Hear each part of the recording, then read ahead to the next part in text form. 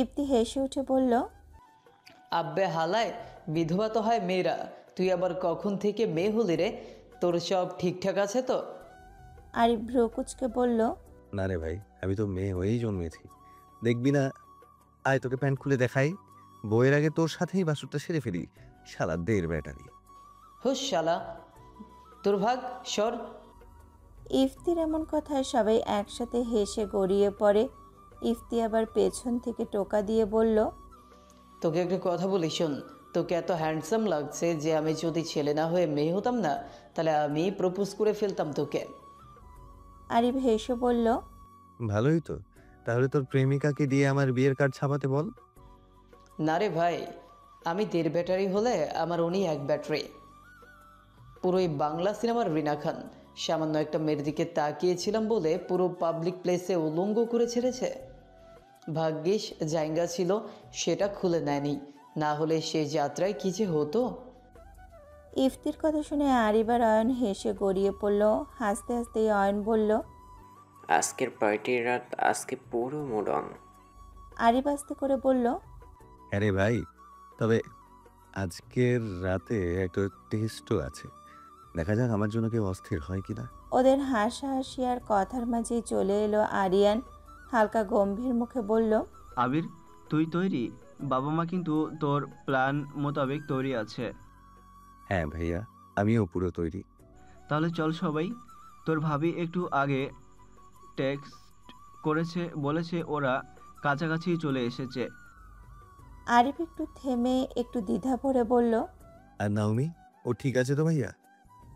আরিয়ান তাকিয়ে রইল কিছুক্ষণ, তারপর হালকা হেসে বলল, সেটা আমি কি করে বলবো? আসলে নিজের চোখেই দেখতে পাবি।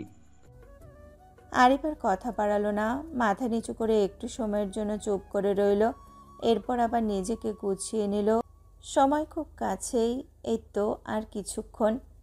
আজকে সারপ্রাইজটা অনেক দিনের পরিকল্পনা করা ছিল, কিন্তু কিভাবে বাস্তবায়ন করবে সেটাই বুঝতে পারছিল না। গতকাল রাতে যখন শুনল আজ নওমির জন্মদিন, তখনই ভেবেছে আজকেই করবে।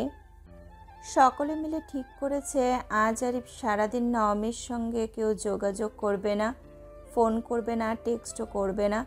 যেন মনে হয় নওমির জন্মদিন নিয়ে আরিফের কোনো মাথা ব্যথাই নেই, সব ভুলে গেছে সে। সন্ধ্যায় ওদের প্ল্যান, একটা অ্যাক্সিডেন্টের নাটক করে নওমিকে ডাকা হবে, আর সেখান থেকেই শুরু হবে সন্ধ্যার চমক। এক ঢিলে দুই পাখি। প্রথমত বোঝা যাবে নওমি আরিফকে কতটা ভালোবাসে, দ্বিতীয়ত জন্মদিনে ওর জন্য একটা সারপ্রাইজ তৈরি হবে যা সে কোনো দিনও ভুলবে না। আরিয়ান, আরিফ, অয়ন, ইফতি সবাই চলে গেল বার্থডে স্টেজের কাছে। আরিফ তো মহা খুশি, কারণ আজ রাতটা শুধু নওমির নয়, আরিফেরও।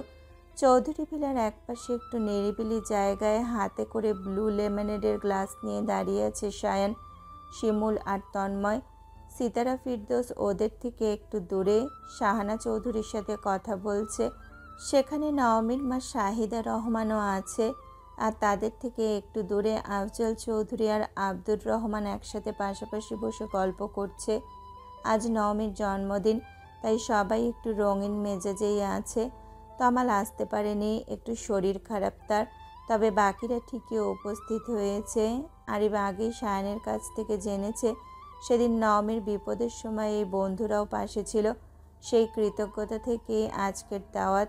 আরিফ নিজের হাতেই ইনভাইট করেছে তাদের। ওরা সবাই বেশ কিছুক্ষণ হালকা হাসি ঠাট্টা আর গল্পে মেতেছিল।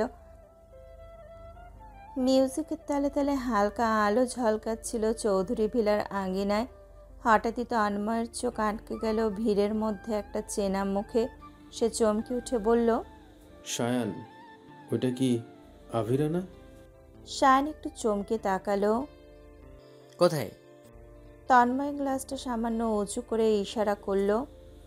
ওই যে মিউজিক ব্যান্ডের পাশে দাঁড়িয়ে আছে, একটা মেয়ের সঙ্গে কথা বলছে, ভালো করে দেখ।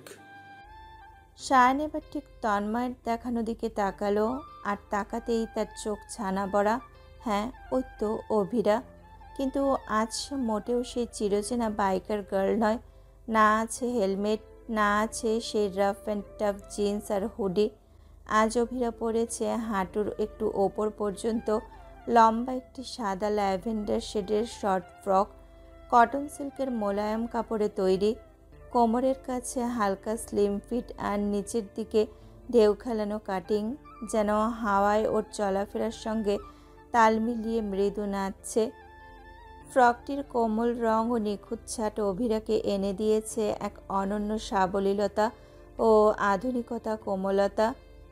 চুলগুলো আজ খোলা, ন্যাচারাল ওয়েভে সাজানো, যেন কোনো রকম বাড়াবাড়ি ছাড়াই নিখুঁত সৌন্দর্য।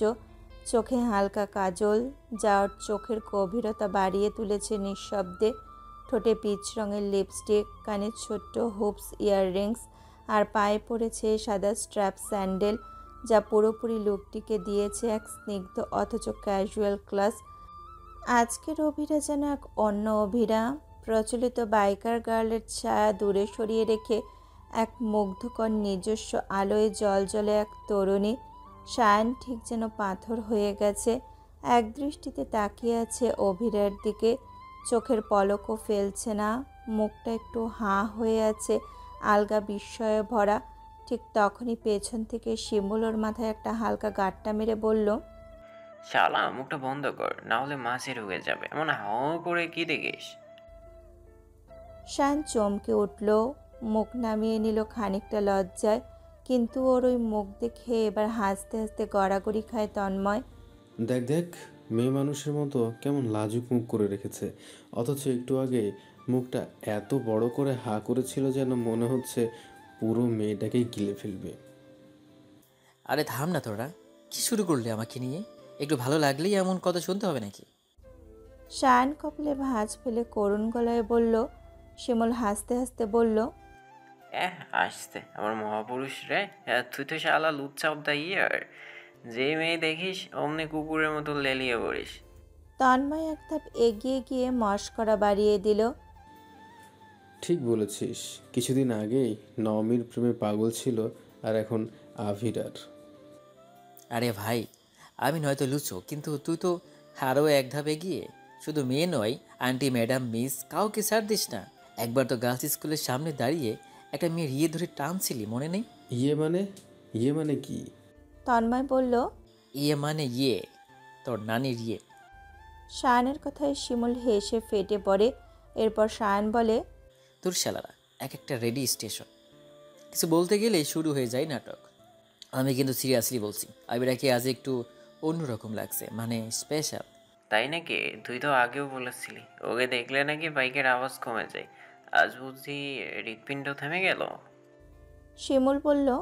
তন্ময় এবার ভ্রু নাচিয়ে বলল, ইয়ে মানে আজ কি তুই প্রপোজ করে দিবি নাকি? ফুল কেক নিয়ে যাব নাকি একসাথে? শায়ন জিভ কেটে বলল, ইয়ে মানে সার্ভে এইসব, তোরা কিছুই বুঝিস না।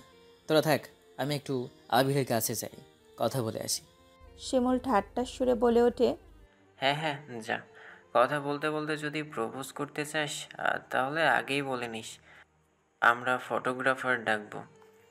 শায়ন হেসে ওদের পেছনে রেখে ধীর পায়ে এগিয়ে গেল অভিরার দিকে, আর পেছনে ওদের হাসির রোল এখনও থেমে থেমে ভেসে আসছে। অভিরা আজ এসেছে ওর পরিবারের সাথে। নওমি ওর ফুপির মেয়ে, এই আত্মীয়তার টানেই নিমন্ত্রণ পেয়েছে চৌধুরী ভিলার এই জাঁকজমকপূর্ণ আয়োজনে।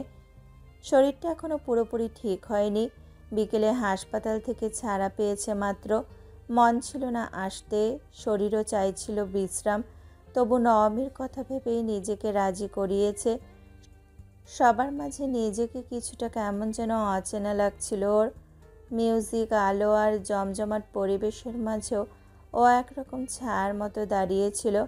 তখনই পেছন থেকে একটা পরিচিত কণ্ঠস্বর ভেসে এলো। আবিরা। চমকে পিছনে তাকালো সে। শায়ন একদৃষ্টিতে ওর দিকে তাকিয়ে আছে। ওর চোখে একরকম বিস্ময় আর মুগ্ধতার মিশেল। পরিপাটি করে গুছানো চুল, হালকা পারফিউমের সুবাস, সব মিলিয়ে সে যেন আগের চেনা শায়ন, আবার একেবারেই নতুন কেউ। অভিরার চোখে এক মুহূর্তের দ্বিধা।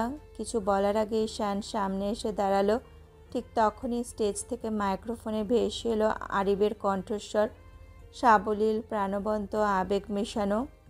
Attention please. চারিদিকে একটু থমকে গেল, সবার চোখ মঞ্চের দিকে। আপনারা তো জানেনই আজ আমাদের সবার প্রিয় নাওমির 21তম জন্মদিন। এই পুরো আয়োজন শুধুমাত্র ওর জন্য। কিন্তু যার জন্য এত কিছু সে এখনো পর্যন্ত জানেই না আমরা ওর জন্য এত প্ল্যান করেছি। ওকে বলা হয়েছে আমি অ্যাক্সিডেন্ট করেছি আর সেই খবরে অস্থির হয়ে ও ছুটে আসছে এই দিকেই। ওর মন এখনো পুরোপুরি এই পার্টির মাঝে নেই। কিন্তু আমরা তো ওকে সারপ্রাইজ দিতে চাই। তাই কয়েক মিনিটের জন্য পুরো পার্টি এরিয়ার লাইট বন্ধ করে দেয়া হবে। ভয় পাবেন না, চারপাশে সিসিটিভি এবং কড়া সিকিউরিটির ব্যবস্থা আছে। এই অন্ধকারের মাঝে সবাই একটু চুপ থাকবেন যেন সারপ্রাইজটা পুরোপুরি জমে ওঠে। লাইট অন হওয়ার পর সবাই মিলে একসাথে ওকে হ্যাপি বার্থডে উইশ করবেন। দয়া করে কেউ এই ছোট্ট সময়টুকুতে সারপ্রাইজটা নষ্ট করবেন না। তার কণ্ঠে ছিল এক ধরনের আন্তরিক আহ্বান। উপস্থিত অতিথিরা একে একে সম্মতিসূচক হাসি আর করতালিতে সাড়া দিল। এ যেন কেবল একটা জন্মদিন নয়, একটা অনুভূতির উৎসব। অভিরা একটু বিস্মিত, একটু কৌতূহল হয়ে তাকিয়ে রইল মঞ্চের দিকে। সায়ানও তাকিয়ে আছে ওর দিকে, চোখে যেন কোনো এক অজানা গল্পের শুরু। এরপর সব লাইট বন্ধ করে দেওয়া হলো আর সবাই অপেক্ষা করতে লাগলো নওমির জন্য। প্রায় মিনিট 5 পর একটা গাড়ি এসে দাঁড়ালো চৌধুরী ভিলার গেটে। প্রথমে গাড়ি থেকে নামলো নওমি, ওর পিছু পিছু কিয়ারা ও রেহানা। নওমি গাড়ি থেকে নেমে অস্থির হয়ে চারিদিকে তাকাতে লাগলো। চোখে ভেসে উঠছে একটাই মুখ, আরিফ। ঘরটা যেন হঠাৎ করেই প্রাণহীন হয়ে গেল। কিছুক্ষণ আগেও যেখানে আলো ঝলমলে আয়োজন, মানুষের কোলাহল আর মিউজিকের গুঞ্জন ছিল, সেখানে এখন ঘন অন্ধকারে ঢেকে গেছে সব কিছু। মুহূর্তেই যেন উৎসব থেকে এক শূন্যতার গভীরে ডুবে গেছে চারদিক। ঠিক সেই অন্ধকারের মধ্যে ধীরে ধীরে ভেতরে পা রাখলো নওমি। চোখে ভয়ের ছায়া, পায়ে দ্বিধার ছাপ, বুকের ভেতরটা কেমন যেন কুঁচকে যাচ্ছে। আবির, গলা শুকিয়ে এসেছে, তবুও ডাকটা বেরিয়ে এলো কাঁপা কাঁপা সুরে। কোথাও কোনো সাড়া নেই, নিস্তব্ধতা যেন জোরে হু হু করে ওর কানে বাজছে। আবির তুমি কোথায়? চোখের সামনে অন্ধকার ছায়া আর মনের ভেতর এক বিভীষিকা। ওর পায়ের শব্দ ছড়িয়ে কেবল হৃদয়ের ধুকপুক আর নিঃশ্বাসের ছেঁড়া ছেঁড়া আওয়াজ। কে আছো? আবির তুমি কোথায়? কে আছো? কেউ কেউ আছো? লাইট অফ কেন? আমার আবির কোথায়?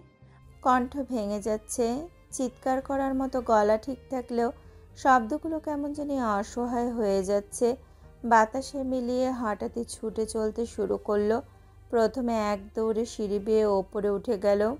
আবির প্লিজ তুমি কোথায় বলো, আমার সাথে একটাবার কথা বলো। দোতলার প্রতিটা ঘর, করিডোর, বারান্দায় তাকিয়ে দেখছে। আমি জানি তোমার কিছু হয়নি, কিছু হয়নি না, বলো প্লিজ বলো তুমি ঠিক আছো। বুকের ভেতরটা যেন কেউ চেপে ধরেছে, শ্বাস নিতে পারছে না। ওর কান্নার আতঙ্ক মিশে এখন কেবল একটা চিৎকারে পরিণত হয়েছে। ওর হাঁটুর নিচে কাঁপুনি, পা জড়িয়ে আসছে। এক লাফে আবার সিঁড়ি দিয়ে নামতে গিয়ে হঠাৎই পা হড়কে পড়ে যায় নিচে। একটা ভরাট ধাক্কা লাগে শরীরে, কপালের পাশ ঘেঁষে যায় দেওয়ালে। কপাল ফেটে রক্ত ঝরতে থাকে। ওর এই কষ্ট সহ্য করতে না পেরে বাইরে বেরিয়ে আসতে নিলে আরিফের হাত চেপে ধরে অয়ন। আরিফ কেমন অসহায় দৃষ্টিতে তাকায় অয়নের দিকে। আমি জানি তোর অনেক কষ্ট হচ্ছে, তবুও প্লিজ এটা নষ্ট করিস না। ও ব্যথা পাচ্ছে অয়ন, ওর কষ্ট সহ্য করতে পারছি না।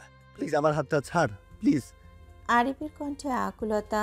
অয়ন তবুও ছাড়ল না আরিফের হাত। ওর দিকে তাকিয়ে বলল, দেখ, যা কষ্ট দেওয়ার তা তো দিয়েছিস, চাইলে তো আর সেটা ফেরাতে পারবি না বল। তার চেয়ে বরং আর কিছুক্ষণ অপেক্ষা কর, তাহলে ঠিক বুঝতে পারবি ও তোকে কতটা ভালোবাসে। তুই কি ওর মুখে ভালোবাসার কথা শুনতে চাস না বল? অয়নের কথা শুনে চুপ হয়ে গেল আবির। সেও তো চায় নাওমি ওকে ভালোবাসে কিনা সেটা জানতে। নাওমি উঠে দাঁড়ালো। এমনিতেই সারাদিন কিছু খায়নি, তার উপর আবিরকে নিয়ে টেনশন, এখন আবার এই রক্ত মাখা কপাল। এই অবস্থায় দাঁড়াতেই মাথাটা ঘুরে উঠল। সিঁড়ির রেলিং ধরে কোনো মতে সামলে নিল নিজেকে। নাওমি আবিরকে নিয়ে এতটাই উদ্গ্রীব ছিল যে চারপাশে এত আয়োজন সেদিকে ফোকাস করতে পারেনি। চোখ থেকে অশ্রু থামছে না, ঠোঁট কাঁপছে, দম বন্ধ হয়ে আসছে। আবির কিছু বলো না কেন? তুমি জানো না আমি তোমাকে হারাতে পারবো না। তুমি ছাড়া আমি আমি আমি কিছুই না। চিৎকার করে বলল সে। 2 হাত দিয়ে কাঁধ চেপে ধরল, শরীর কেঁপে কেঁপে উঠছে। চিৎকার করে বললো তুমি বলো না, তুমি নেই প্লিজ। আমি তুমি বিশ্বাস করো, আমি বিশ্বাস করব না। তুমি মিথ্যা বলো, বকাবকি করো, কিন্তু চুপ করে থেকো না প্লিজ। একটা শব্দ করো, আমি পাগল হয়ে যাচ্ছি। চারিদিকে সাজসজ্জা, আলো, ফুলের গন্ধ, মানুষের উপস্থিতি সব মুছে গেছে ওর চোখ থেকে। এই মুহূর্তে ওর পৃথিবীতে কেবল একটাই মানুষ, আরিফ। আর সেই মানুষটা যদি হারিয়ে যায় তাহলে এই নিশ্চিম অন্ধকার যেন ও আর কোনোদিনও আলোয় ফিরতে পারবে না। এই ভয়টাই ওকে গিলে খাচ্ছে মুহূর্তে মুহূর্তে। নামি থেমে দাঁড়ায়। বুকের ভেতর যেন ভেঙে পড়ছে কিছু একটা দেওয়াল, একগুচ্ছ অস্বীকার, অথবা সেই সমস্ত অব্যক্ত অনুভব যা এতদিন ওর চোখে, কথায়, ব্যবহারে হলেও মনে কখনো স্বীকার করেনি। অন্ধকারে মাথা নিচু করে দাঁড়িয়ে গলা কাঁপতে কাঁপতে ফিসফিস করে বলে উঠল, তুমি জানো না আমি কতটা ভয় পাচ্ছি আবির, জানো না তুমি। আমি ভাবতাম তুমি শুধু আমার একজন বন্ধু, একটা ছায়া, কিন্তু আজ এখন তোমাকে হারিয়ে বুঝতে পারছি তুমি আমার সবকিছু। ওর কণ্ঠস্বর যতটা অস্পষ্ট ঠিক ততটাই তীব্র। আমি তোকে হারাতে পারবো না, আমি তোমাকে ছাড়া বাঁচতে পারবো না। আমি তোমার চোখে তাকালে শান্তি পাই, তোমার সাথে ঝগড়া করলেও ভালো লাগে। তুমি পাশে থাকলে মনে হয় আমি নিরাপদ। তুমি যদি না থাকো আমি কোথায় যাব, কার কাছে যাব? ওর কণ্ঠ থেমে যায়, নিঃশ্বাসের শব্দে কাঁপছে বুক। একটা হাত তুলে চোখ মুছে নেয়, কিন্তু কান্না থামছে না। অন্ধকারে দাঁড়িয়ে হঠাৎ করেই আর নিজেকে আটকে রাখতে পারে না। আকাশ ফাটানো একটা চিৎকার বেরিয়ে আসে ওর গলা থেকে। আমি ভালোবাসি তোমাকে আবির, শুনছো? ভালোবাসি পাগলের মতো, অস্থির ভাবে। বুকে এতটুকু জায়গা নেই যেটুকুতে তুমি নেই। সেই চিৎকারটা যেন সারা ঘরের দেওয়ালে ধাক্কা খেয়ে ফিরে এলো। নমি দাঁড়িয়ে থাকে নিঃশব্দে, কাঁদতে কাঁদতে নিঃশ্বাস আটকে আসছে বারবার। তখনও জানে না এই কথাগুলোর সাক্ষী একা অন্ধকার নয়, অন্য কেউ শুনছে। হলরুম ভর্তি মানুষ শুনছে ওর বুক ফাটানো স্বীকারোক্তি। আর ঠিক তখনই চকচকে ঝলকানি নিয়ে পুরো ভিলা জুড়ে হঠাৎ করে জ্বলে ওঠে আলো। এক এক করে আলোর রেখা উজ্জ্বল করে তোলে চারপাশ। ব্যান্ডের রঙিন আলো, সিলিং থেকে ঝোলানো ফেয়ারি লাইট, স্টেজের বুকচেরা রঙিন স্পটলাইট, সব মিলিয়ে মুহূর্তেই এক জাদুর পরিবেশ। আর নওমি ও যেন স্তব্ধ হয়ে গেল এসব দেখে। চোখ কুঁচকে তাকায় চারপাশে। কিছুক্ষণ আগে যে ঘরটা নিঃসার, নিঃশব্দ, অন্ধকার ছিল, সেই ঘর এখন জন্মদিনের রঙিন আনন্দে উদ্ভাসিত। আর এরপরেই একসাথে সবাই বলে উঠল, হ্যাপি বার্থডে নওমি। চারিদিকে একসাথে গম গম করে ওঠে করতালিতে, হুইসেল, ব্যান্ডের সুরে আর আনন্দের জোয়ারে। নমি স্তব্ধ। ওর চোখের পানি এখনো গাল বেয়ে নামছে, বুকের ভেতর এখনো তোলপাড় করছে আগের সেই অস্থিরতা। কিন্তু সামনে দাঁড়িয়ে থাকা লোকগুলো, মুখে হাসি নিয়ে তাকিয়ে থাকা আত্মীয় স্বজন, বন্ধু বান্ধব, আর সেই চোখের সামনে স্টেজের আলোয় দাঁড়িয়ে আছে আরিফ। ওর চোখে চোখ পড়তেই আরিফের ঠোঁটে ফুটে ওঠে এক কোমল বাক্য, happy birthday Mary Mouse. Naomi দাঁড়িয়ে আছে একেবারে স্থির হয়ে, হাঁপাতে হাঁপাতে, চোখের জল আর মুখে বিষণ্ণের চাপ। চারপাশের আলো, শব্দ, মুখরতা সব কিছু যেন কিছু সময়ের জন্য থেমে গেছে ওর কাছে। আরিফকে দেখে প্রথমে বিশ্বাসই হচ্ছিল না ও ঠিক আছে। ওর বুকের ভিতরটা এখনও ধকধক করছে। চোখের সামনে দাঁড়িয়ে থাকা ছেলেটা যে একটু আগেও ছিল না, যার জন্য পুরো ভিলা জুড়ে ওর পাগলের মতো ছোটাছুটি করছিল, সেই আরিফ এখন ওর সামনে, হাসি মুখে, যেন কিছুই হয়নি। আর এক মুহূর্ত দেরি না করে ছুটে এসে আছড়ে পড়ে আরিফের বুকে। আর তখনই করতালিতে মুখর হয়ে ওঠে চারপাশ। আরিফ ওকে জড়িয়ে ধরে পাগলের মতো কাঁদতে থাকে। আরিফের কান্না দেখে সকলে যেন থমকে যায়। একটা ছেলে আর একটা মেয়ে দুইজন দুজনকে ঠিক কতটা ভালোবাসলে এভাবে পাগলের মতো চোখের অশ্রু ঝরায়। নমির ঠোঁট কাঁপে, চোখ ভিজে, গলার স্বর বের হয় না। সে শুধু তাকিয়ে থাকে নিভে যাওয়া আগুনের মতো দগ্ধ চোখে। আরিফ নওমিকে ছেড়ে দিয়ে ধীরে ধীরে ওর চিবুক ধরে মুখ ওপরে তোলে। এরপর দুই গালে আলতো করে হাত রেখে বলে, তুমি এত কাঁদছো কেন মিনি মাউস? আমি তো ঠিক আছি, এই যে দেখো একদম ঠিক আছি আমি। একথা শুনে যেন বাঁধ ভাঙে নওমের আবেগের। ও আবার শক্ত করে চেপে ধরে আরিফকে, বুকের মধ্যে মুখ লুকিয়ে ফুপিয়ে ওঠে। তোমাকে আমি হারাতে পারি না, পারবো না, কখনো না। যদি সত্যি তোমার কিছু হতো, আমি আমি আমি তো বাঁচতাম না আবির। আরিফ স্তব্ধ হয়ে যায় এক মুহূর্তের জন্য, তারপর ওর মাথায় হাত রাখে, নরম করে বলে, আর কখনো এমন কিছু হবে না। আমি দিব্যি দিলাম। তুমি আছো, আমিও আছি, এই তো সবকিছু। আর কি চাই বলো? আর এই যে দেখো, এভাবে মজা করার জন্য কানে ধরছি, সরি। এই দৃশ্য দেখে পেছনে থাকা সবাই থেমে যায় এক মুহূর্ত।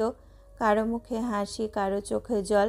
এমন আবেগঘন স্বীকারোক্তি আর আন্তরিক ভালোবাসার প্রকাশ চোখে দেখা যায় না সব সময়। ভিড়ের মাঝে আলো আবেগে উল্লাসে মোড়ানো সেই মুহূর্তে আরিফ আর নওমি দাঁড়িয়েছিল একে অপরকে আঁকড়ে ধরে, যেন সব ভয়, সব কষ্ট, সব সংসার অবসান ঘটে গেছে এই এক আলিঙ্গনে। আরিফ ওকে শক্ত করে জড়িয়ে রেখেছিল, নিঃশব্দে গভীর আবেশে। বুকের ভেতর তার ধুকপুকানি যেন নওমির কানের কাছে স্পষ্ট শোনা যাচ্ছিল। তোমাকে আর হারাতে দেব না নাওমি, আর না। ওর কণ্ঠে ছিল প্রতিশ্রুতির গম্ভীরতা, চোখে একরাশ ভয় মেশানো মায়া। নওমি ওর বুকের দিকে মুখ গুজে কাঁপা গলায় বলল, আমিও। ঠিক তখনই একটা তীব্র গুলির শব্দ বাতাস কেঁপে ছুটে এসে নওমির পিঠের মাঝ বরাবর লাগে।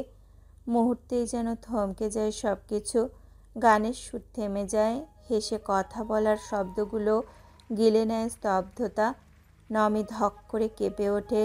আরিফ কিছু বুঝে ওঠার আগে ওর বুকের মাঝখানে রাখা নওমির শরীরটা ঢলে পড়ে। নওমির ঠোঁটের কোণে এক ফোঁটা লালচে রেখা টলমল করে ঝরে পড়ে ওর গালের পাশ দিয়ে। চোখ বিস্ফোরিত, নিঃশ্বাস থেমে আসছে ধীরে ধীরে। আরিফের গলা কাঁপে, ওর চোখ জলজল করছে, মুখটা সাদা হয়ে গেছে। নওমির ঠোঁট সামান্য নড়ে, ওর দৃষ্টি ঝাপসা। আব আরিফ ওকে দুই হাতে ধরে বসে পড়ে ফ্লোরে। না না, এটা কি হচ্ছে? কেউ ডাক্তার ডাকো, কেউ কেউ কিছু করো। কেউ কেউ ছুটে যাচ্ছে, কেউ দাঁড়িয়ে বাকরুদ্ধ, কেউ চিৎকার করে কাঁদছে। আর আরিফ বুকের কাছে জড়িয়ে ধরে রেখেছে নওমিকে। তোমার কিচ্ছু হতে দেবো না, কিচ্ছু না। তুমি চোখ চোখ বন্ধ করো না প্লিজ। আমি এখানে, আমি তোমাকে কখনো ছেড়ে যাব না।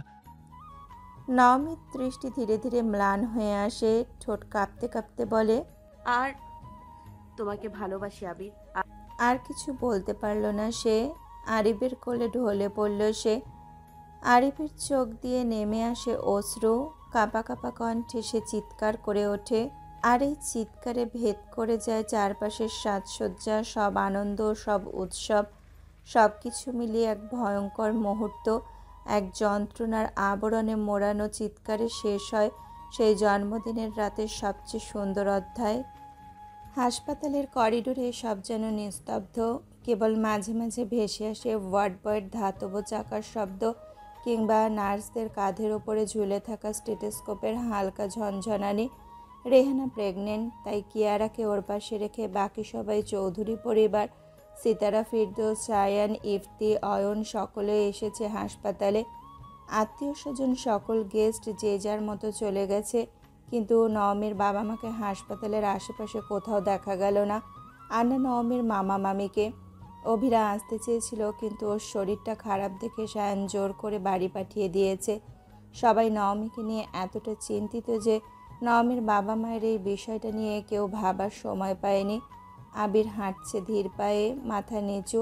নওমি অপারেশন থিয়েটারে, ভেতরে তার প্রাণের লড়াই চলছে, আর বাইরে আবিরের বুকের ভেতর চলছে অন্য এক যুদ্ধ। শায়ান বসে আছে পাশে, আবিরের দিকে একধানে তাকিয়ে আছে। কিছুক্ষণ আগেও এই ছেলেটা পাগলের মতো করছিল, আর এখন এতটা নিশ্চুপ। ফ্ল্যাশব্যাক। একটা গুলির শব্দ যেন মুহূর্তে চিরে ফেলল সব আনন্দ, আলো আর স্বপ্নের জাল। আরিফের কোলের মধ্যে ধীরে ধীরে নিস্তেজ হয়ে এলো নওমি। কোনো শব্দ নেই, কোনো কোলাহল নেই, সবাই যেন কথা বলতে ভুলে গেছে। শুধু রক্ত আর আরিফের কণ্ঠস্বর ছাড়া কোনো শব্দ নেই। নওমির রক্তে আরিফের দুই হাত, স্যুট সব ভিজে গেছে। নওমির এত সুন্দর সাজ, গাউন সব যেন এক মুহূর্তেই ফ্যাকাশে হয়ে গেছে। এই পাগলি মিনি মাউস, চোখ খোল প্লিজ। আজ না তোর জন্মদিন, কেক কাটবি না বল? ওঠ না, সবাই অপেক্ষা করছে তো তোর। প্লিজ ওঠ। আরিফ ওকে বুকের সঙ্গে শক্ত করে জড়িয়ে ধরে পাগলের মতো কাঁদতে লাগলো। তুই বলেছিলি না আমাকে ছেড়ে যাবি না, তাহলে এখন তুই পুরো চুপ কেন? কথা বল না। ওর গলা কাঁপছে, শরীর কাঁপছে, চোখে অঝোর অশ্রু, রক্তে ভেজা ওর জামা কাপড়। হাত কাঁপতে কাঁপতে নওমীর মুখে হাত বুলিয়ে দিচ্ছে, আবার বুকের সাথে চেপে ধরে বলল, শুনতে পাচ্ছিস আমার হৃদস্পন্দনের আওয়াজ? পাচ্ছিস? দেখ না আমার কলিজাটা ছিঁড়ে যাচ্ছে বেনি মাউস, প্লিজ ওঠ। আরিফের এমন চিৎকারে ছুটে এলো অয়ন আর ইফতি। কিছু বলতে নেবে তখনই আরিফ আবার বলল, দেখ না অয়ন, আমার মিনি মাউস কথা বলছে না। আমি তো ওকে ভালোবাসি বল। ও তো বাসে, সেটা তো সবাই জানে, তোরাও জানিস বল। ওকে উঠতে বল না। ভাই আজকের দিনটা নিয়ে কত প্ল্যান আছে বলো। আজকে ওকে প্রপোজ করবো, তুমি তো জানো। বলো না ওকে উঠতে। ও না উঠলে কাকে প্রপোজ করবো? বলো না উঠতে। উঠ না মিনি মাউস প্লিজ। আরিফের এমন আর্তনাদে অয়ন আর ইফতি কোনো কথা বলার সাহস পেল না। আফজল চৌধুরী যেন আর স্থির হয়ে দাঁড়িয়ে থাকতে পারলেন না। তিনি ছুটে গিয়ে ওর কাঁধে হাত রেখে বললেন, ছাড় আবির, মেয়েটাকে হাসপাতালে নিতে হবে, এখন বিলাপ করার সময় নাই। সায়ান যেন জমে গেছে পাথর হয়ে, কিছু বলতে পারছে না।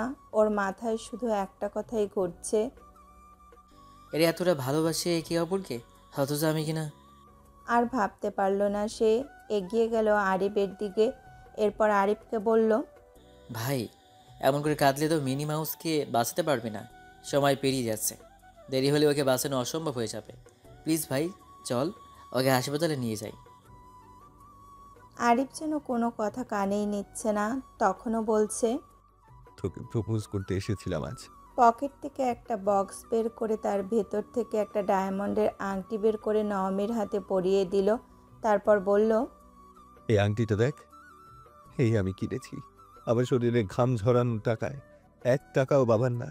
তুই কিছু বল, চোখ চোখ খোল, একবার বল আমি আছি, আমি আছি আবির, তোমাকে ভালোবাসি, ভীষণ ভালোবাসি। সেই মুহূর্তে পুরো ভিলা নিঃশব্দ। অতিথিরা স্তব্ধ, কেউ কাঁদছে, কেউ অবিশ্বাসে তাকিয়ে, কেউ বুঝে উঠতে পারছে না সিনেমার মতন এই মুহূর্তটা বাস্তবে ঘটছে। কিন্তু নওমীর গুলি লাগার পর ওর বাবা মাকে আর খুঁজে পাওয়া যায়নি। এমন সময় অ্যাম্বুলেন্স এলো। আরিয়ান কল করেছিল তাদেরকে। কেউ আর কোনো কথা না বলে আরিফকে বুঝিয়ে অনেক কষ্টে ওর থেকে নওমীকে ছাড়িয়ে হাসপাতালে নিয়ে এসেছে। আর হাসপাতালে আনার পর থেকে অস্থিরতায় পায়চারি করছে আরিফ। সায়ান আর মনে করতে চাইল না কিছু। ধীরে ধীরে আরিফের দিকে এগিয়ে এলো, ওর কাঁধে হাত রাখলো কিছু বলার জন্য। সায়ান কিছু বলার আগেই আরিফ সায়ানকে জড়িয়ে ধরে পাগলের মতো কাঁদতে লাগলো। আরিফের কান্না দেখে এগিয়ে এলো অয়ন আর ইফতি। প্লিজ ভাই শান্ত হ। তুই এইভাবে ভেঙে পড়লে কিভাবে হবে বল? ইফতি ঠিক কথা বলেছে আবির, তুমি ভেঙে পড়লে না। তুমি ভেঙে পড়লে নাওমিকে সুস্থ করবে কিভাবে? আরও সুস্থ হওয়ার পর তোমায় কীভাবে দেখলে কী ভাববে বলো তো? বলল সায়ান। সবাই ওর মন ভালো করার চেষ্টা করছে। হঠাৎ করে অয়ন বলল, ওই লোক দুইটা আমাদের ফলো করছে মনে হচ্ছে আবির। কোন লোক? অয়ন করিডোরের শেষ মাথায় আরিফকে ইশারা করে বলল, ওই লোক দুটো, ওদের আমি পার্টিতে দেখেছি, ভেবেছিলাম হয়তো কোনো গেস্ট হবে, কিন্তু এখনও তো ওদের দেখে সন্দেহ হচ্ছে। আরিফ অয়নের দেখানো পথে তাকাতেই এক অদ্ভুত শীতলতা ছড়িয়ে পড়ে তার মেরুদণ্ড বেয়ে। অদ্ভুত এক অনুভূতিতে পেছনে তাকায় সে। করিডোরের শেষ মাথায় দাঁড়িয়ে আছে দুজন, হুডি পরা, মুখ ঢাকা, কিছুই বলছে না, শুধু তাকিয়ে আছে। আরিফের চোখ চিকচিক করে ওঠে। তার অভিজ্ঞতা বলে এটা কোনো সাধারণ রোগীর আত্মীয় না। এই চাহনি, এই উপস্থিতি, এটা কোনো সংকেত। ওরা ফলো করছে। আরিফ 1 সেকেন্ড সময় নষ্ট না করে পেছন ফিরে হাঁটা শুরু করে। তারপর আচমকাই মোড় ঘুরে লোক দুটোর পিছনে দৌড় দিল। ওরা বুঝে ওঠার আগেই সে পেছন থেকে চিৎকার করে ওঠে। কে তোরা? ওরাও আরিফকে দেখে পালানোর চেষ্টা করে। পালিয়ে বেরোয় হাসপাতালের পেছনের ফায়ার এক্সিট দিয়ে। আরিফ পেছনে ছুটে যায়, চোখে আগুন, মাথায় প্রতিশোধ। আরিফ এখন আগের সেই আরিফ না। নওমীর রক্ত এখনও তার জামায় লেগে আছে। বুকের ভেতর হাহাকার। রাত 9টা বাজে। একটা অন্ধকার স্যাঁতস্যাঁতে পরিত্যক্ত দোতলা বাড়ি। দরজা খুললে গন্ধ, পচা রক্তের গন্ধ। একটা লাল বাতির টিমটিমে আলোয় ঘরটা যেন মৃত্যুপুরীর মতো ভয়ঙ্কর লাগছে। মেঝেতে ছড়ানো রক্ত, দেওয়ালে ছিটকে লেগে থাকা রক্তের ছোপ, আর ঘরের কোণে টেবিলের ওপর রাখা একটা কুঠার আর কিছু ধারালো অস্ত্র। ঘরের এক কোণে দুটো ছায়ামূর্তি কাঁপছে। তখনই সেই লোক দুটোকে ধরে এখানে নিয়ে এসেছে আরিফ। এটা ওর আস্তানা, এখানে ও বিচারক, আর যাদের নিয়ে আসে ওরা ওর কাঠগড়ায় দাঁড়ানো আসামি। আরিফ বসে আছে একটা কাঠের ভাঙা চেয়ারে, পুরো শরীরে রক্ত, মুখটা ঠান্ডা, কিন্তু চোখ দুটোতে জ্বলছে হিংস্র আগুন। পেছনে ওর নিজের ছায়াটা কাঁপছে, যেন একটা জন্তু ওত পেতে আছে শিকারের জন্য। সেই লোক দুটো কাঁপতে কাঁপতে ওর সামনে এসে পা ধরে বলল, ভাই ভাই প্লিজ ছেড়ে দিন, আমরা এমনটা চাইনি। আসাদ আলমের লোক আমরা, ওর নির্দেশেই সব হয়েছে। আরিফের ঠোঁটে হঠাৎ এক টানা হাসি। কি যে বলিস না তোরা, তোরা তো আমার ভাইরা লাগিস। আর নাওমি তোদের শাড়ি। ও চুপ করে উঠে দাঁড়ায়, একটা ছুরি তুলে নেয় টেবিল থেকে। ছুরিটা ধীরে ধীরে নিজের হাতের তালুতে ঘষে। শালিকার জন্মদিনে তোরা গিফট দিয়েছিস, তোরা গুলি উপহার দিয়েছিস, আর আমি তো শুধু রিটার্ন গিফট দিচ্ছি। একজন চিৎকার করে ওঠে, না না, দয়া করো ভাই, আমরা আমরা চুপ। আরিফের গলা বিদ্ধ করার মতো শীতল। সে হাঁটতে হাঁটতে আসে ওদের কাছে। হঠাৎ ছুরিটা ঘুরিয়ে একজনের উরুতে সজোরে ঢুকিয়ে দেয়। চিৎকারে কেঁপে ওঠে ঘরটা। আরিফ নিচু হয়ে ফিসফিস করে বলে, ওটা শুধু একটা ট্রেলার ছিল, এখন আসল খেলা শুরু হবে। আরও নৃশংস হয়ে উঠল আরিফ। আর একজনের মুখে পিস্তল ঠেসে ধরল। ওর চোখে চোখ রেখে বলে, আমার মিনি মাউসের রক্তে ভিজেছিল এই দুই হাত, আজ এই দুই হাতেই তোদের শেষ করব। আরিফ ধীরে ধীরে কথা বলে, ঠোঁটের কোণে অশুভ হাসি। আসাদ আলম, ওই পচা ইঁদুরটা, ওর কথায় তোরা আমার নাওমিকে গুলি করলি? ওদের একজন গলায় কেঁপে ওঠে, না ভাই প্লিজ বিশ্বাস করেন, আমরা জানতাম না মেয়েটা আপনার এত এত। আরিফ হঠাৎ চেয়ার থেকে উঠে দাঁড়ায়। কি জানিস না, যে মেয়ে আমার নিঃশ্বাস, আমার হৃদস্পন্দন, আমার জীবন, তোরা তাকে, আসলে তোরা ওকে মারিসনি, তোরা আমার কলিজা খুব লেবের করেছিস। ভাই ভাই আমরা তো প্ল্যান করিনি, আসাদ আলম বলেছিল। আরিফ তার দিকে এগিয়ে যায়, চুল ধরে টেনে তোলে মেঝে থেকে। তোরা কি জানিস ওর রক্ত আমার শরীরে লাগার পর আমার কি মনে হচ্ছিল? মনে হচ্ছিল যেন আমি মরে যাচ্ছি প্রতি সেকেন্ডে। ওর ঠোঁট কাঁপছিল, হাত ঠান্ডা হয়ে যাচ্ছিল। আমি রাখছিলাম, মিনি মাউস কথা বল প্লিজ, কিন্তু তোরা ওর কণ্ঠ থামিয়ে দিয়েছিস। আর একজন আরিফের পায়ে পড়ে কাঁদে। আরিফ থেমে যায়, মাথা নিচু করে চোখ বন্ধ করে কয়েক সেকেন্ড চুপ থাকে। তারপর হঠাৎ এমন গর্জন করে ওঠে যেন সারা ঘর কেঁপে ওঠে। তোরা কি জানিস ওর জন্মদিনে ও আজকে আমাকে প্রথমবার বলেছিল আমি তোমাকে ভালোবাসি। আমি আজ আংটি পরাতে যাচ্ছিলাম, তোরা সেই মুহূর্তটা শেষ করে দিয়েছিস। ছুরিটা মাটিতে ফেলে দেয় আরিফ, তারপর পিস্তল তোলে, ধীরে ধীরে লোড করে। আজ আমি তোদের শুধু মারব না, আমি তোদের কাঁপিয়ে মারব, যাতে মৃত্যুর আগেও তোদের বেঁচে থাকতে ইচ্ছে না করে। একজন ভয় প্রস্রাব করে ফেলে। ভাই মারেন না, আমরা অনুতপ্ত। আরিফ কাছে গিয়ে তার কানে ফিসফিস করে বলে, তোর অনুতাপ আমার মিনি মাউসকে ফিরিয়ে দেবে। এরপর প্রথম লোকের হাঁটুতে আর দ্বিতীয় জনের কাঁধে গুলি করে সে ব্যথায় চিৎকার করে ওঠে লোকগুলো। ওদের চিৎকারে দোতলা কেঁপে ওঠে। আরিফ হাঁটু গেড়ে বসে, রক্তমাখা আঙুলে দুজনের গলায় দাগ কাটে। তারপর চিৎকার করে বলে, আসাদ আলম, তুই যেখানেই থাকিস শুনে রাখ, এখন থেকে তোর প্রতিটা নিঃশ্বাস আমি গুনব, তোকে আমি আস্ত রাখবো না। এরপর টেবিল থেকে কুঠার নিয়ে এসে কুপিয়ে লোক দুটোর ধর থেকে মাথা আলাদা করে দেয়। আরিফ ছায়ার মতো বেরিয়ে যায় ঘর থেকে। পেছনে পড়ে থাকে দুটো মৃতদেহ আর দেওয়ালের ওপর রক্তে লেখা এক লাইন, শালিকার জন্মদিনে শালাদের উপহার। আসাদ আলম। নামটা উচ্চারণ করলেই যেন কুয়াশায় ঢাকা অন্ধকার জগতের ছায়া ভেসে ওঠে। বাইরে থেকে পরিচিত এক সফল ব্যবসায়ী, সমাজসেবক বলেই জানে সবাই। একাধিক কোম্পানির মালিক, প্রভাবশালী মহলে চলাফেরা, মিডিয়ায় দানশালী মুখ হিসাবে আত্মপ্রকাশ। কিন্তু এই পর্দার আড়ালে সে আসলে এক ড্রাগ সিন্ডিকেটর, মূল মাথা, একজন ঠান্ডা মাথার মাফিয়া।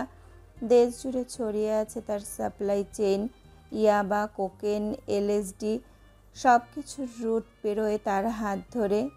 আসাদ আলম আফজাল চৌধুরীর পুরনো বন্ধু। একসময় একসাথে ব্যবসা শুরু করেছিলেন তারা, তৈরি পোশাক রপ্তানি নিয়ে। কিন্তু পরে দুজনের পথ আলাদা হয়ে যায়। আফজাল চৌধুরী আইনি পথে রয়ে গেছেন, আর আসাদ আলম ধীরে ধীরে ডুবতে থাকে অপরাধের জগতে। তবুও সম্পর্কের খাতিরে চৌধুরী ভিলায় নিয়মিত যাতায়াত করত আসাদ। বেশ কৌশলে, বেশ দাদাগিরি ভঙ্গিতে আরিফকে ভাতিজা বলে ডাকতো। ওর মাথায় হাত বুলিয়ে বলতো, তোর মধ্যে আগুন আছে আরিফ, তুই পারবি বড় কিছু করতে, শুধু সময় মতো দিক ঠিক করতে হবে। ছোটবেলা থেকেই আরিফ একটু উচ্ছৃঙ্খল। আরিফ তখন সবেমাত্র এসএসসি দিয়েছে। বাবার অনুশাসন, জীবনের চাপ, নিজের অপূর্ণতা, সব মিলে এক ধরনের ভেতরের ক্ষোভ জন্ম নিচ্ছিল ওর মধ্যে। সে সময় হঠাৎ একদিন এক সন্ধ্যায় চৌধুরী ভিলার গ্যারেজের দিকে যেতে গিয়ে আরিফ চোখে পড়ে এক অদৃশ্য দৃশ্য। ছোটবেলা থেকে আরিফ একটু উচ্ছৃঙ্খল। আরিফ তখন সবেমাত্র এসএসসি দিয়েছে। বাবার অনুশাসন, জীবনের চাপ, নিজের অপূর্ণতা, সব মিলে এক ধরনের ভেতরের ক্ষোভ জন্ম নিচ্ছিল ওর মধ্যে। সে সময় হঠাৎ একদিন এক সন্ধ্যায় চৌধুরী ভিলার গ্যারেজের দিকে যেতে গিয়ে আরিফের চোখে পড়ে এক অদ্ভুত দৃশ্য। আসাদ আলম কয়েকজন অচেনা ছেলের সঙ্গে গোপনে দেখা করছে। কিছুর বিনিময়ে একটা ছোট্ট ব্যাগ হস্তান্তর হচ্ছে। দূর থেকে বুঝতে পারে না আরিফ, কিন্তু ব্যাগটা যখন ছিঁড়ে পড়ে যায় তখন মেঝেতে গড়িয়ে পড়ে কিছু ছোট্ট সাদা প্যাকেট। চোখে পড়ে পিঙ্ক স্কুল নামের একটা লোগো। আরিফ কিছু বলতে যাবে, ঠিক তখনই সামনে দাঁড়িয়ে আসাদ আলম ঠান্ডা চোখে কিন্তু ঠোঁটে চাপা এক ভয়ঙ্কর হাসি দিয়ে বলে, ভাতিজা এখানে কি করছিস? চমকে ওঠে দেখ, তুই এখন যা দেখলি সেটা জানার প্রয়োজন তোর ছিল না, কিন্তু যেহেতু জেনে গেছিস, এবার তুই দুটো রাস্তার একটাই হাঁটবি। যদি আমার সাথে থাকিস তাহলে টাকা পয়সা, সুন্দরী নারী, নিজের মতো জীবনযাপন সব করতে পারবি। শুধু আমার কথা মতো চলতে হবে। আর যদি না থাকিস তাহলে চলে যা। শুধু এটা মাথায় রাখিস, সুযোগ কিন্তু একবারই আসে। এবার তুই চিন্তা করে দেখ। আরিফ পাথরের মতো দাঁড়িয়ে থাকে। ভয়, অস্থিরতা। কয়েক সপ্তাহ সময় নেয় সে আসাদ আলমের থেকে। আসাদ আলম সময় দেয়, কিন্তু এই কয়েক সপ্তাহে আরও বেশি করে আরিফের কাছে আসে। নরম কথা, কেরিয়ারের প্রলোভন, সুন্দরী মেয়ে, এইসবের লোভ দেখাতে থাকে। এমনিতেই টিনেজ বয়স, যৌন উত্তেজনা আর টাকার লোভ সামলাতে পারে না আরিফ। তাই সেও হঠাৎ করে নিজেকে জড়িয়ে ফেলে এক বিশ্রী ষড়যন্ত্রে।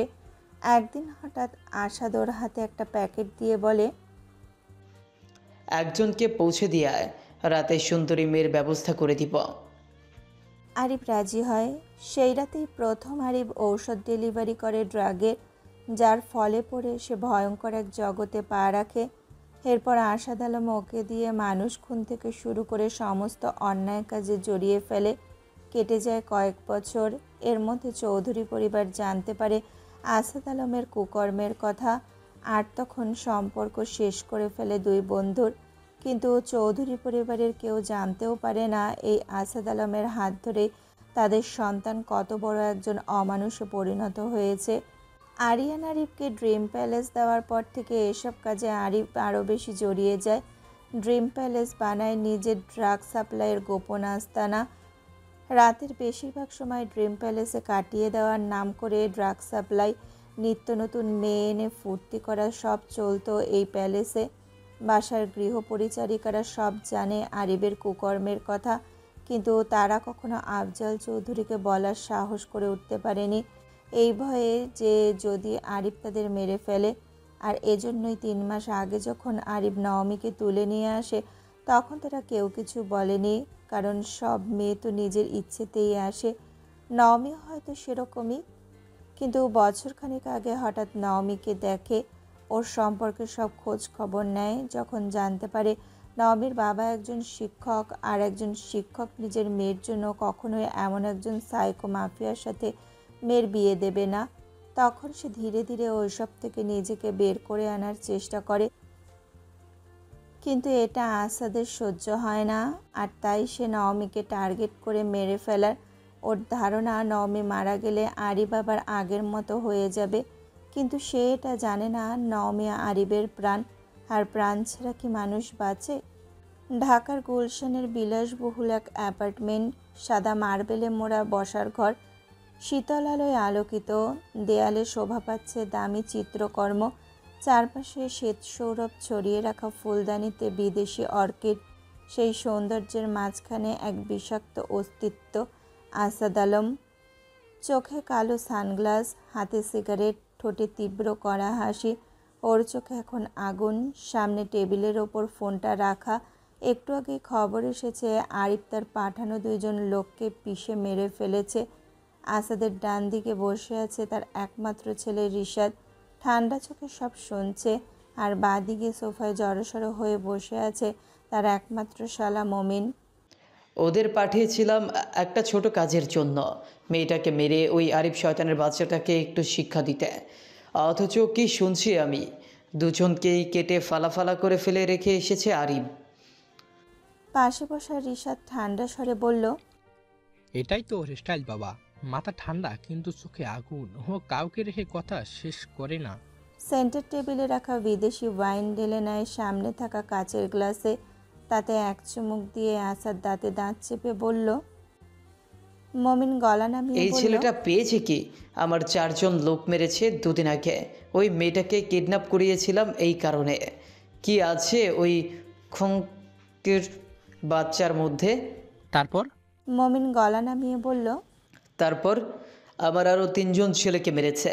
রাস্তায় উঁচু স্বরে মেয়েটাকে কিছু বলেছিল বলে। কি এমন আছে ওই ডাইনির মধ্যে যার জন্য আমার এতদিনে তিল তিল করে গড়া প্রধান হাতিয়ার শেষ হয়ে গেল? একটা কথা, একটা ধমক, সেইটুকু সহ্য করতে পারে না সে ওই ডাইনির জন্য। রিশাদ তাচ্ছিল্যের হাসি দিল। রিফাত তো মেয়েটাকে নিয়ে একটু বেশি করেছিল, বলেছিল ওই মেয়েকে ও এক রাতের জন্য ওর বিছানায় চায়, কিন্তু তাই বলে ওর চোখ তুলে নিয়ে ওর রক্ত দিয়ে যে গোসল করবে এটাও তো ভাবেনি। আসাদ আলম ধীরে ধীরে সিগারেটের শেষ টানটা দিয়ে সিগারেটটা অ্যাশট্রেতে চেপে রাখলো। তার ঠোঁটের কোণে বিষ চাপা রাগ। আমি তো ওকে বানিয়েছিলাম হাতিয়ার, একটা শিকারী কুকুর, যাকে বলবো কামড়াতে সে গিয়ে তাকেই কামড়াবে। এখন দেখি সেই কুকুরই আমার দিকে দাঁত বের করছে। আমারই তৈরি করা হাতিয়ার এখন আমার বুকেই বন্দুক ঠেকাচ্ছে। হাহ। হঠাৎ হাতে থাকা গ্লাসটা ছুঁড়ে দেয় দেওয়ালে, ছিটকে দেওয়ালে গিয়ে গড়িয়ে পড়ে লাল রঙের ওয়াইন। গ্লাসটা চূর্ণ বিচূর্ণ হয়ে পড়ে যায় ফ্লোরে। এরপর বিষাক্ত সাপের মতো ফোঁস করতে করতে বলে, কি আছে ওই মেয়ের মধ্যে বলতো? টাকার অভাব আছে আরিফের? নাকি রূপের রাজপুত্রের মতো চেহারা ওর? টাকা দিয়ে ওর থেকেও সুন্দরী মেয়ে বিছানায় আনতে পারবে সে? মেয়েরা তো ওর পায়ের নিচে পড়ে গড়াগড়ি খায়। কত মেয়ে লাইন দিয়ে পড়ে থাকে ওর জন্য। কিন্তু ওই ছোট্ট ডানা খাঁকছে তার জন্য আমার একের পর এক লোক মেরে দিচ্ছে।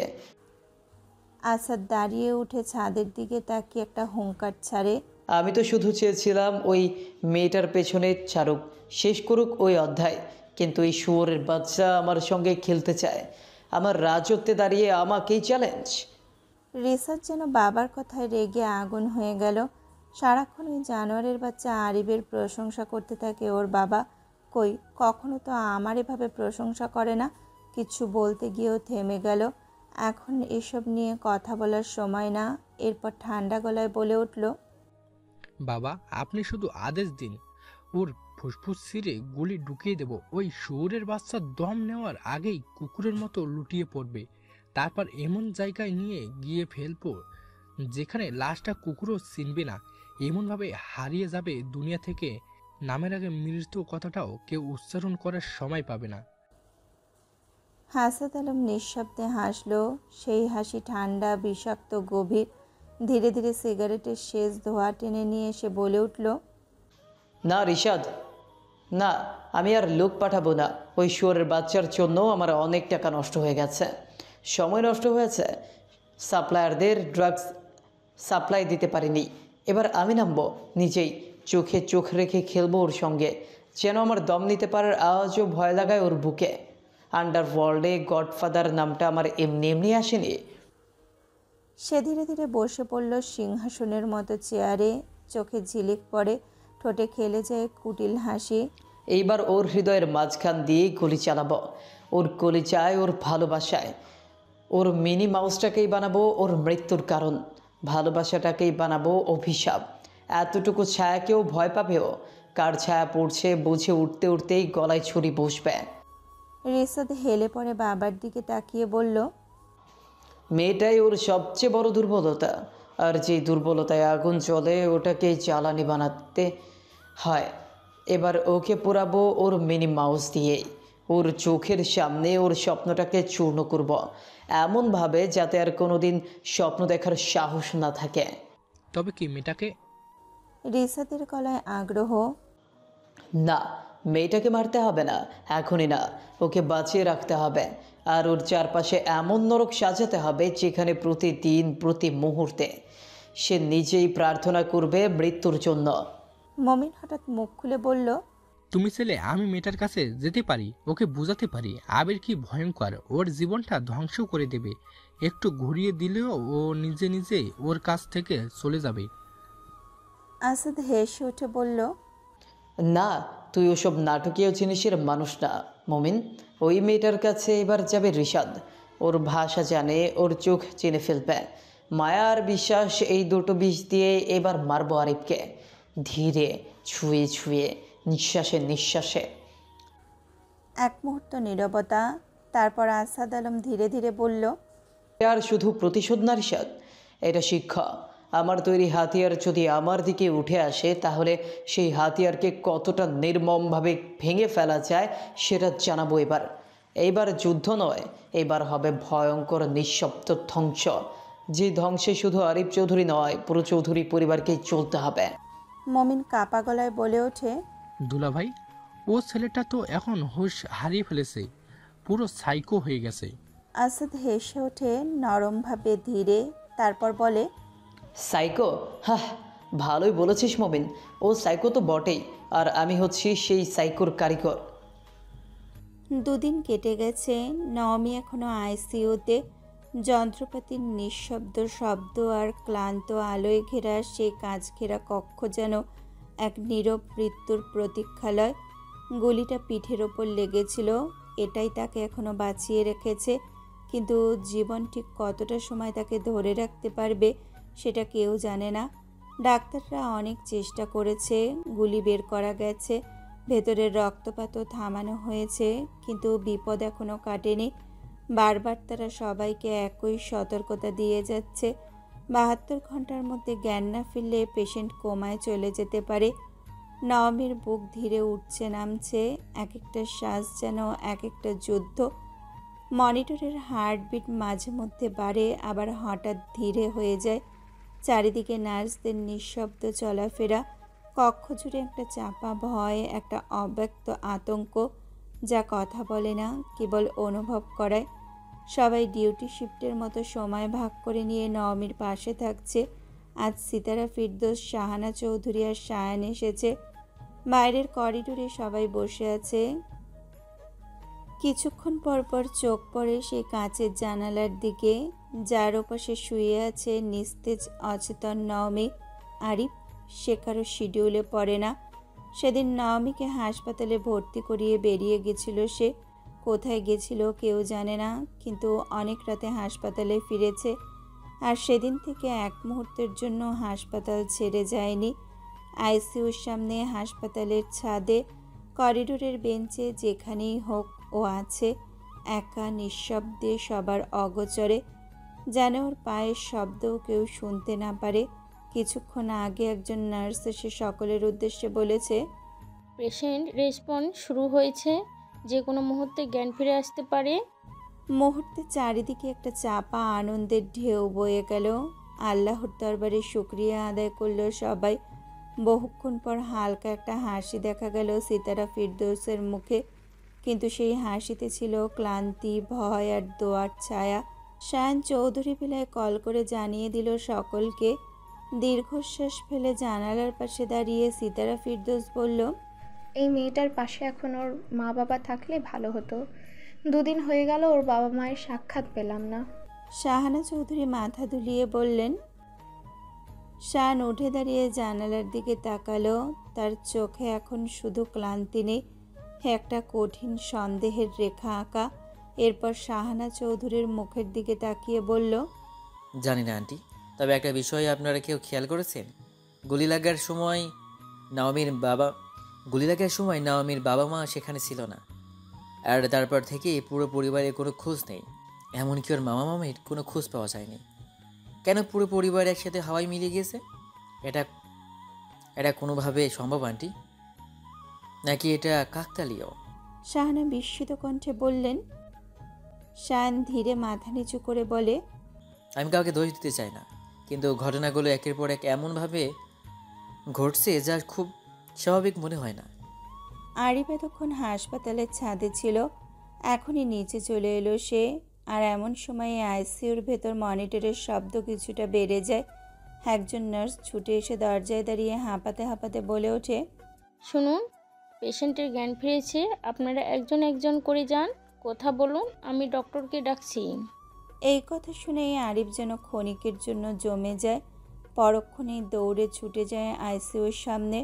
নার্সও ততক্ষণে চলে গেছে ডাক্তার ডাকতে। আরিফের সেই দৌড়ের শব্দে সিতারা ফিরদৌস, শাহানা চৌধুরী আর শায়ানও উঠে পড়ে ওর পিছু নেয়। সকলেই এসে দাঁড়ায় আইসিইউর সামনে। আইসিইউর ভেতরে তখন ধীরে ধীরে খুলছে নওমির চোখ। চোখের পাতাগুলো কাঁপছে, চিবুক কেঁপে উঠছে অল্প করে। আরিফ আর এক মুহূর্ত দেরি না করে আইসিইউর ভেতরে প্রবেশ করে। নওমির হাত ধরে ফিসফিস করে বলে, তাড়াতাড়ি জেগে ওঠো মিরি মাউস, তোমার সাথে যে এখনো আবার অনেক পথ চলা বাকি, কিন্তু তুমি হঠাৎ মাঝপথে চলে গেলে আমার যে অস্তিত্বটাই হারিয়ে যাবে। নওমির ঠোঁটের ফাঁকে তখন ধীরে ধীরে বেরোয় এক কাঁপা কাঁপা শব্দ, আবির। এই তো আমি মিরি মাউস, এই তো, খুব ভালোবাসি লক্ষ্মীটি, খুব। নওমি আর আরিফের কোনো কথার উত্তর দিতে পারে না। এর মধ্যে নার্স ডক্টর নিয়ে চলে আসে আর আরিফকে বাহিরে বের করে দেয়। কিন্তু পরক্ষণেই সব কিছু আবার স্তব্ধ হয়ে যায়। নওমির চোখ বন্ধ, শরীর নিস্তেজ। মনিটরের হার্টবিট হঠাৎ অস্বাভাবিকভাবে কমে যায় আর নওমিও অজ্ঞান হয়ে যায়। ডিউটিরত নার্স চিৎকার করে ওঠে, ডক্টর, পেশেন্টের হার্ট রেট দ্রুত কমছে। মুহূর্তেই শুরু হয় ছোটাছুটি। চারিদিকে ছুটে বেড়ানো নার্স, ডাক্তারদের মুখে চাপা আতঙ্ক। একজন ডাক্তার নওমিকে দেখে নার্সের উদ্দেশ্যে বলে, বিপি নামছে, push dropping rapidly, code blue, emergency team now. Arif তখন দরজার ঠিক বাহিরেই দাঁড়িয়েছিল, কিন্তু হঠাৎ ভেতরের বিশৃঙ্খল শব্দ তার কানে পৌঁছাতেই দৌড়ে ঢুকে পড়ে। তাকে কেউ থামায় না, কেউ বাধা দেয় না, কারণ সবাই জানে এই মেয়েটা শুধু একজন পেশেন্ট নয়, কারো হৃদয়ের সমগ্র পৃথিবী। শুয়ে আছে নওমি নিস্তেজ, মুখের চারপাশে অক্সিজেন মাস্ক, শরীরে অসংখ্য তার জোড়া। পিঠের ওপরের ক্ষত থেকে বেরিয়ে আসছে লালচে রক্ত। এতক্ষণ কাঁধ হয়ে শুয়েছিল, এবার একজন নার্স ওকে সোজা করে শুইয়ে দেয়। ডাক্তারের হাতে ডিফিব্রিলেটর। ডাক্তার নার্সদের উদ্দেশ্যে বলে, ক্লিয়ার। শক দিতেই নওমির শরীর একবার কেঁপে ওঠে, আবার স্থির। আরিফ নিঃশব্দে দাঁড়িয়ে আছে, ভেতরে যেন দম আটকে আছে। ঠোঁট বন্ধ, কিন্তু চোখ বলে দেয় ভেতরে কি ঝড় বইছে। ক্লিয়ার। আরেকবার শক, এবার আঙুল একটু কাঁপে। মনিটরের হৃদস্পন্দনের সরল রেখা একটুখানি বেঁকে ওঠে, তারপর ধীরে ধীরে পুনরায় চলতে শুরু করে। ক্ষীণ তবে জীবনের ইঙ্গিত। ডাক্তার বলে, she is establishing, push is back. ঘরটা নিঃশব্দ হয়ে যায়, শুধু আশ্বাসে পরিপূর্ণ একটুখানি নিঃশ্বাস ছাড়া।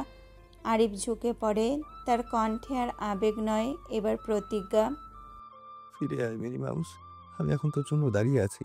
এই যুদ্ধটা এখনো শেষ হয়নি, সবে শুরু। তার চোখে আবার সেই আগুন, জ্বলন্ত নিঃশব্দ প্রতিশোধে পরিপূর্ণ। যারা তোর এক ফোঁটা রক্ত ঝরিয়েছে, আমি তাদের অস্তিত্বটাই মুছে দেব। এক একটা নাম, এক একটা নিঃশ্বাস আমি শেষ করে দেবো নাওমি। সন্ধ্যা 7টা। ঢাকার পুরনো এক গলির ভেতর একটি গোপন ডেরায় বসে আছে আসাদ আলম, রিসাদ আর ওদের দলের কয়েকটা ছেলে। ঘরটা আধা অন্ধকার। দেওয়ালের গায়ে সাদা বোর্ডে আঁকা গোটা দেশের মানচিত্র, যেখানে লাল চিহ্নে মার্ক করা বিভিন্ন জেলা। একটা বিশাল কাঠের টেবিলের ওপর ছড়িয়ে রয়েছে কয়েকটা মোবাইল, ড্রাগের নমুনা ও কিছু কোকেট ফাইল। ঘরের ভেতর ধোঁয়ায় ভরা, যেন এক ভয়াল আঁধারের ঘনত্ব জমে আছে। আসাদ আলম চেয়ারে হেলান দিয়ে বসে আছে, চোখে ঠান্ডা আগুন জ্বালা দৃষ্টি। ডান হাতে সিগারেট, বাম হাতে এক গ্লাস ব্ল্যাক ওয়াইন। পাশে রিশাদ ঠান্ডা মুখে ফোন ঘাঁটছে। ছেলেগুলো পেছনে চেয়ারে বসে আছে, কানে ইয়ারফোন গুজে। আসাদ আলম চোখ সরু করে ধোয়া ছেড়ে বললেন, মাল ডিস্ট্রিবিউশনের হিসাব মিলছে না রিশাদ। সিলেট থেকে আগের মাসে যা উঠেছিল এই মাসে তার অর্ধেকও আসেনি। রিশাদ চোখ না তুলে বলল, ট্র্যাক করেছি বাবা। সাবার চন্দরা রুটে ইদানিং কেউ একজন ফলো করছে আমাদের। বেশি চালাক হয়ে গেছে, মাঝে মাঝেই পুলিশ আগে ভাগে হানা দেয়। কেউ না কেউ খোঁজ দিচ্ছে পুলিশকে। ভালো, এইভাবেই চলুক। এই মুহূর্তে 7টা পয়েন্টে মাল ঢুকছে। রাঙামাটি আর কক্সবাজার দিয়ে যেটা ঢুকছে সেটা সব থেকে হাই কোয়ালিটির। বর্ডারে নতুন লোক বসানো হয়েছে, কিন্তু সাবধান, এইবার সামান্য ভুল করা মানে কাটা গায়ে নুন ছিটানো। বলল আসাদ আলম। রিশাদ ঠান্ডা গলায় বলে, বাবা মাল সেভ আছে। তাছাড়া পুলিশ কমিশনারকেও কন্ট্রোল করা হয়েছে। যে লোকটা ঢুকবে সে আমাদের লোক। শুধু 3 দিনের মধ্যে রিস্ক ছাড়াই শহরে ঢুকিয়ে দিতে হবে। এরপর 1 মাস আমরা আরাম করে বসে মাল কামাতে পারবো। আসাদ ধীরে ধীরে ঘড়ির দিকে তাকায়, তারপর বলে, আরে রিশাদ, কামাই তো হচ্ছে, কিন্তু আরিফ নামের শুয়োরটা না থাকলে আমরা আরও শান্তিতে থাকতে পারতাম। ওই 2 টাকার বেশার জন্য কেবল ঝামেলা তৈরি করছে, খালি মারতেছে আমাদের লোকজনকে। ঠিক তখনই দরজা ঠেলে ঘরে ঢোকে মমিন, কাঁধে ব্যাগ, চোখে একরাশ উত্তেজনা। দুলাভাই, নতুন কন্টেনার সেফ, কোড 1708, ভিতরে হাইড করা আছে 32 কেজি রিফাইন্ড। এক ড্রাফেই মানুষ স্বর্গ দেখে। মাল হস্তান্তরের আগেই আমি নিজে গ্যারান্টি দিচ্ছি, চোখ বুঝে বিশ্বাস রাখতে পারেন। রিশাদ উঠে দাঁড়ায়, মমিনের কাঁধে হাত রাখে। ভালো কাজ করেছে মামা। এরপর দলের একটা ছেলেকে বলে, সোহাগ, একটা কাজ তোকে করতে হবে। আবিরের গতিবিধি নজরে রাখতে হবে। ওকে সরাতে হলে তার আগে ওর প্রতিটা নিঃশ্বাস চিনতে হবে। সোহাগ মাথা নিচু করে বলে, আপনার কথাই আইন ভাই। এবার ওর ছায়াও রেহাই পাবে না। তবে একটা কথা বলি, ওর চোখে যা আমি দেখেছি সেটা ভয় নয়, ওর চোখে আগুন। ওর পাগলামি ভয়ঙ্কর রকম ক্যালকুলেটেড। আসাদ আলম দাঁড়িয়ে উঠে জানালার দিকে তাকায়। রাত্রির অন্ধকারে ওর চোখে প্রতিফলিত হয় আলো ঝলমলে ঢাকা শহর।